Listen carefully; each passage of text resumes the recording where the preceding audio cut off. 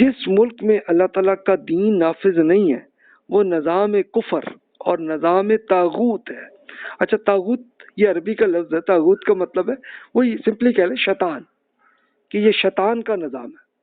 اور عملاً دنیا میں کوئی ایسا ملک نہیں ہے کہ جہاں دین قائم ہو۔ اس وجہ سے ایسے ملک میں مسلمانوں کے لیے مجبوراً رہنا تو جائز ہے، لیکن مسلمانوں پر لازم ہے کہ اگر دنیا کے کسی اور خطے میں اللہ تعالیٰ کا دین نافذ ہو تو وہ وہاں ہجرت کر جائیں۔ اگر نظام کفر کے اندر رہنا ان کی مجبوری ہو تو پھر ان پر لازم ہے کہ وہ اس دین کو قائم کرنے کی جد و جہد بھی کریں، ایفرٹ بھی کریں اس کے لیے۔ اگر وہ ایسا نہیں کرتے تو شدید گناہ گار ہوں گے۔ تو یہ ان کا پھر پوائنٹ آف ویو ہے۔ اور اس کے لیے پھر پریکٹیکلی یہ بھی ہوا کہ مودودی صاحب کے بک سے پھر کئی لوگ یورپ اور امریکہ میں وہ بھی متاثر ہوئے، اور بلکہ ایک خاتون امریکہ کی تھیں تو وہ نان مسلم تھیں، لیکن وہ انگلش میں ظاہر ہے کہ ان کی بک ٹرانسلیٹ ہوئی تھی تو وہ متاثر ہوئیں اور وہ پھر ایمان بھی لے آئیں، اور پھر انہوں نے یہ بھی کیا کہ وہ امریکہ چھوڑ کے پاکستان آ گئی تھی، اور پھر مودودی صاحب نے ان کو اپنی بیٹی قرار دیا اور گھر پہ ہی انہیں پھر وہ رکھا انہوں نے۔ پھر آگے مزید وہ دلیل یہ پیش کرتے ہیں کہ ایک مسلمان کے لیے جائز نہیں ہے کہ نظام کفر میں ملازمت کر کے اس کی کوئی مضبوط کرنے کا ذریعہ بنے۔ اس اصول کے تحت جہاں نظام حکومت اسلام پر مبنی نہ ہو وہاں فوج، پولیس اور سول سروسز میں ملازمت جائز نہیں ہے۔ اچھا، اب یہ جس زمانے میں انہوں نے لکھا تو 1940s کے زمانے میں، بلکہ اس سے بھی پہلے انہوں نے یہ بکس لکھی تھی، تو جو بھی متاثر ہوئے تو وہ اس وقت انگریزوں کی حکومت تھی، تو بہت سے لوگوں نے اپنی جاب اس وجہ سے چھوڑ دی۔ پھر مزید وہ کہتے ہیں کہ مسلمانوں کے لیے یہ جائز نہیں ہے کہ غیر اسلامی قانون کے تحت کسی عدالت میں مقدمہ لے جائیں۔ یہ تحاکم الی الطاغوت، یعنی یہ طاغوتی قانون یعنی شیطانی قانون سے تحت فیصلہ کرنا ہے اور حرام ہے۔ تو پھر ان کے جو لوگ بھی پھر متاثر ہوئے تو انہوں نے ایون یہ بھی کیا کہ انگریزوں کی عدالت میں مقدمے بھی چھوڑ دیے، اپنی چیزوں کو بس وہ سرنڈر ایسے انہوں نے کر لیا۔ اس کے بعد پھر قرارداد مقاصد 1949 میں جب پاکستان بنا تو اس میں یہ آ گیا تو انہوں نے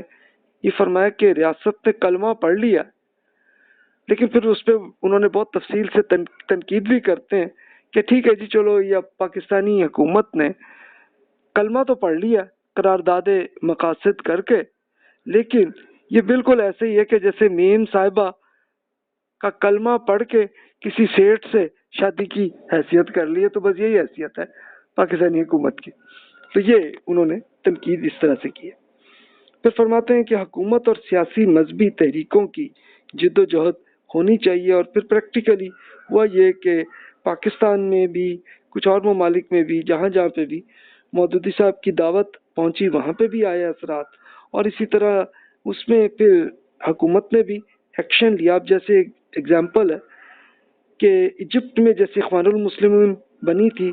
تو اس میں 1966 میں حکومت نے سید قطب صاحب کو بھی اور ان کے ساتھیوں کو جاں بحق کر دیا گیا تھا۔ پاکستان میں بھی یہی ہوا کہ 1953 میں مودودی صاحب پر پھانسی کی سزا کا کر دیا گیا تھا اعلان، لیکن پھر دیگر ممالک سے کافی زیادہ اس میں پھر حکومت پہ انہوں نے کیا کہ بھی یہ نہ کریں، تو پھر حکومت نے چھوڑ دیا اور ان کو پھر پھانسی نہیں دی گئی۔ لیکن ایجپٹ میں بہرحال ایسا ہوا۔ اچھا، اس کے اثرات پھر صرف یہی نہیں کہ وہ صرف ان دو ملکوں میں ہی رہے، بلکہ اس کے اثرات پھر اور ملکوں میں بھی پھیلے، اور اسی کانسیپٹ کی بیس پہ پھر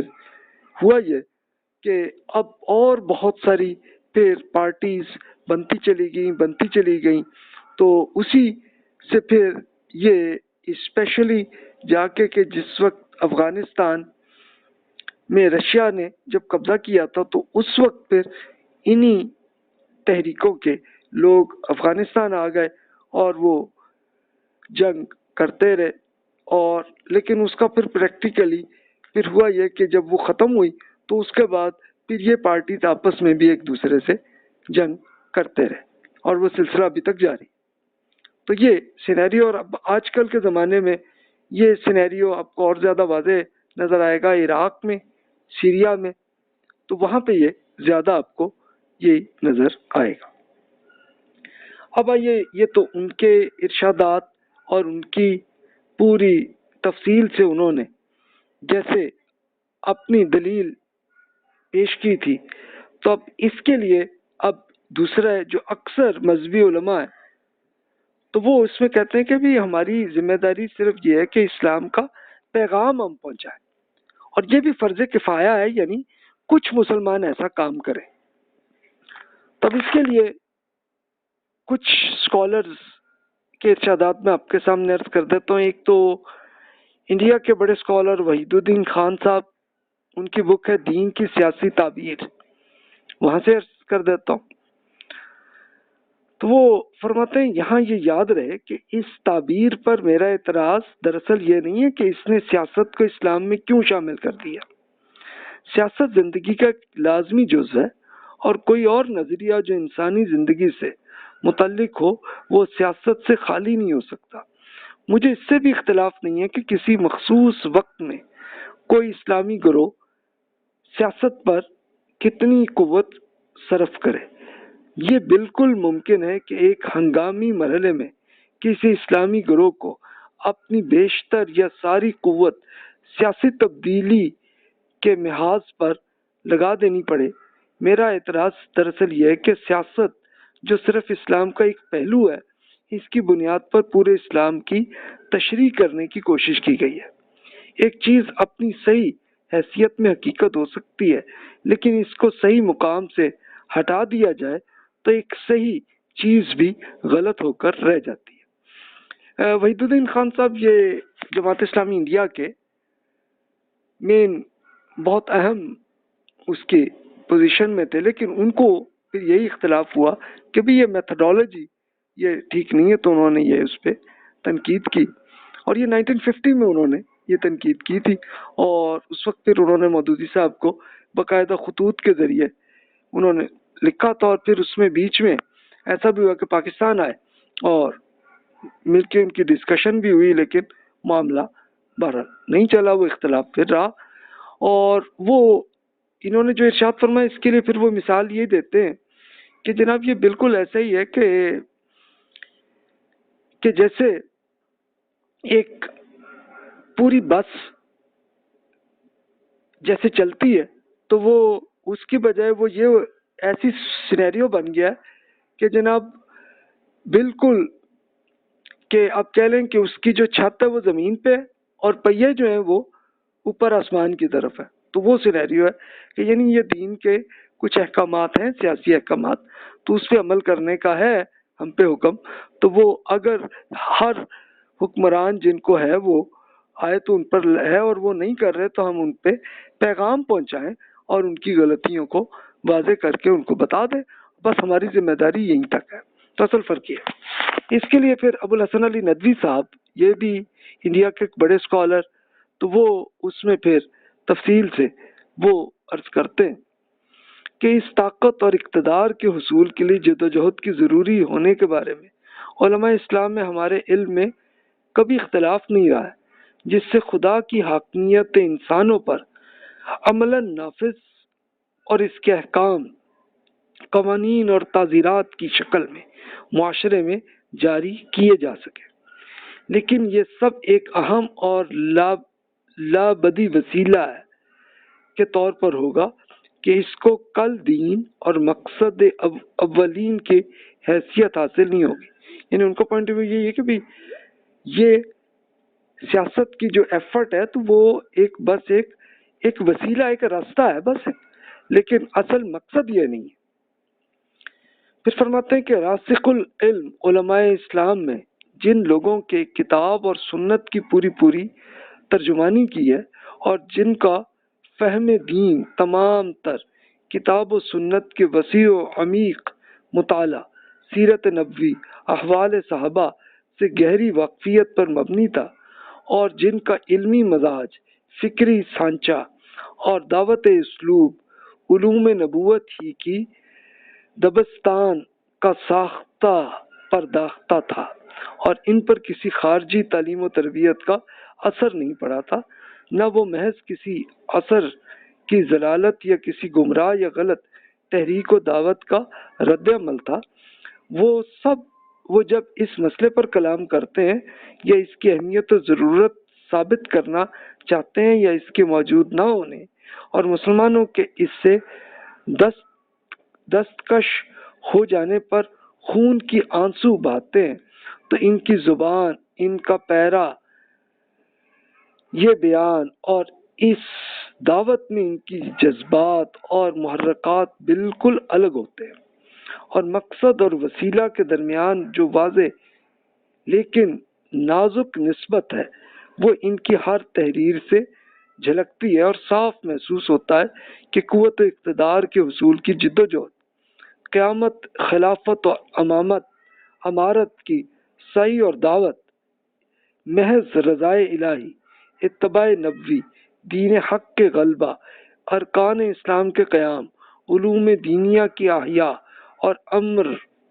بالمعروف و نہی عن المنکر کے خاطر ہے۔ یعنی انہوں نے پھر یہی اس میں ہسٹوریکلی یہ کہا کہ بھی اس کے لیے یہ نہیں کہ ہم جا کے اپنی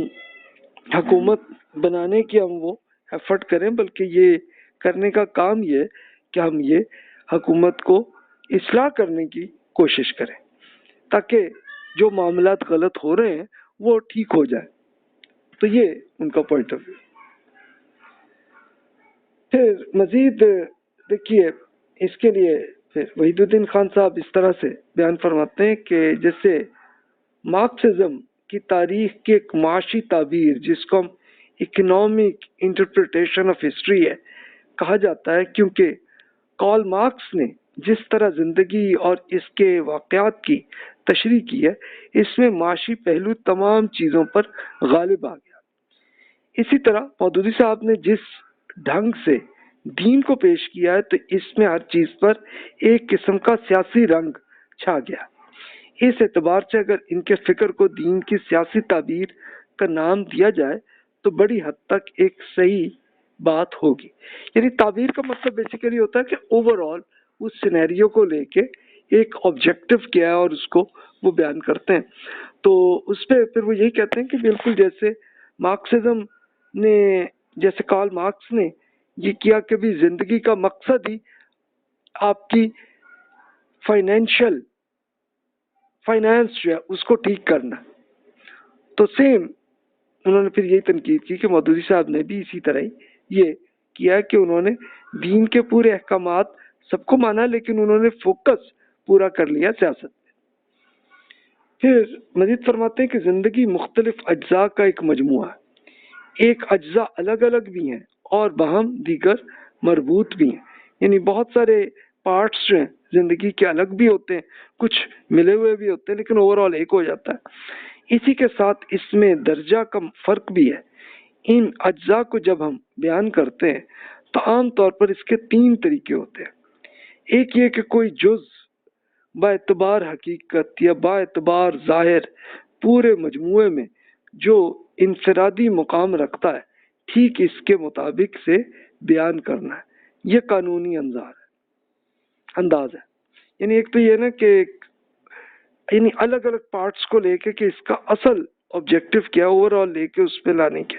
وہ بات ہے۔ تو ایک تو یہ، دوسری صورت یہ کہ کسی جز کو مخصوص طور پر زور دے کر یا مبالغہ کے ساتھ بیان کیا جائے، ایسا عام طور پر وقتی ضرورت کے تحت ہوتا ہے اور اس کو ہم خطابی انداز کہہ سکتے ہیں۔ یعنی اب مثال کے طور پر گاڑی کی اگر بات ہے تو گاڑی کے اندر اگر مثال کے طور پر ٹائر بھی امپورٹنٹ ہے آپ کا پارٹ آپ کی گاڑی کے، لیکن اگر آپ اس کو مین آبجیکٹو سمجھ لیں کہ جناب گاڑی کا مقصد ہی یہ ٹائر ہے تو یہ بات صحیح نہیں ہوگی۔ یعنی وہ ٹھیک ہے وقتی طور پر کبھی وہ ٹائر اگر پھٹ جاتا ہے تو اس کو تو آپ ٹھیک کر لیتے ہیں اس وقت، لیکن اس کو مین مقصد بنانا جو ہے یہ اس میں ہوگی۔ تو اس میں پھر وہ مزید کہتے ہیں کہ تیسرا طریقہ یہ ہے کہ جس کو میں تعبیر کا نام دیتا ہوں یہ طریقہ اس وقت وجود میں آتا ہے کہ جب مختلف اجزاء کو ایک مربوط مجموعہ کی شکل دینے کی کوشش کی جائے۔ اسی تیسرے طریقہ مطالعہ کی ایک قسم یہ ہے کہ جیسے مجموعہ کے کسی ایک جز کو لے کر خصوصیت سے اس کی تشریح اس طرح کی جائے کہ گویا یہی مرکزی جز ہے، وہ پورے مجموعے کی وہ بامعنی کڑی ہے جس کے سمجھنے سے ہم دوسرے تمام اجزاء کو سمجھ سکتے ہیں۔ زیر نظر مضمون میں تعبیر کو لفظ اسی آخری معنی کے لیے استعمال ہوا، تو وہ اس کو ایکسپلین کرتے ہیں کہ بھی وہی بات جیسے ٹائر کو پورا گاڑی کا آبجیکٹو سمجھ لیں تو یہ غلط ہے۔ وہ کہتے ہیں کہ بھی اصل یہ بھی بس ایک پارٹ ہے آپ کی گاڑی کا، تو بس اس طرح سے ٹھیک ہے، لیکن اسی کو یا وہ اصل میں اس میں تنقید یہی کرتے ہیں کہ دین کے جتنے احکامات ہیں وہ سب ہیں انسان پہ، اس پہ عمل کرنا چاہیے، لیکن اس میں سے ایک جو سیاسی پہلو ہے تو اس کو مین آبجیکٹو بنانا جو ہے یہ غلطی ہے، تو اس کو وہ ایسے بیان کرتے ہیں۔ اب مزید وہ اس میں تفصیل سے یہ عرض کرتے ہیں کہ جیسے معاش کی 3 مختلف فکروں میں بیان کرتے ہیں، یعنی انسان کیا ہے، جسم اور روح دونوں کا مجموعہ، اس لیے اس کو جسم کی ضروریات کے لیے معاشی وسائل کی ضرورت ہے، تو اسی طرح اس کی روح کی تسکین کے لیے بھی کچھ چیزوں کی ضرورت ہے۔